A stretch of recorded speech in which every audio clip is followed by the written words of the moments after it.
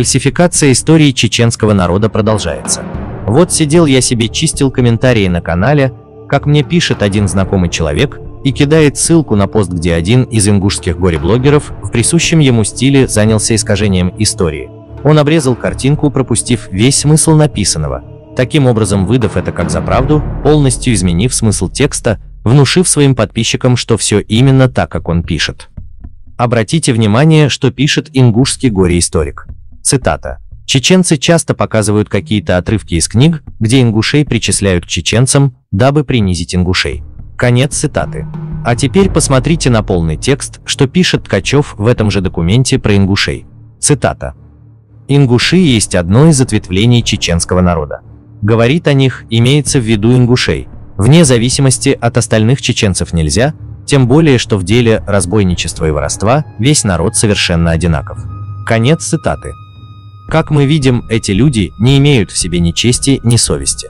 Как можно так откровенно врать, зная, что то, о чем он предъявляет чеченцам? Якобы чеченцы унижают ингушей, причисляя их к своему народу, показывая отрывки из книг. Сам же обрезал момент, где не чеченец Георгий Алексеевич Ткачев принизил ингушей, относя их к чеченскому народу. Сами ингуши, читая записки и всякие документы XIX века, видят своими глазами, что подавляющее большинство ученых российских, так и европейских, относят ингушей к чеченскому этносу. Этот же Ткачев не исключение. Как мы видим, у чеченцев есть повод говорить, что не существует нации ингуш, как и ингушского языка, ибо сотка документов, идущих параллельно от XIX века, и их авторы не могли все вместе ошибиться. Кроме как заняться фальсификацией истории, этим завистникам ничего не оставили в истории. Идем дальше. А напоследок о обрезанном документе, где наша воодушевленная купчиха с драматизацией пишет следующее. Цитата.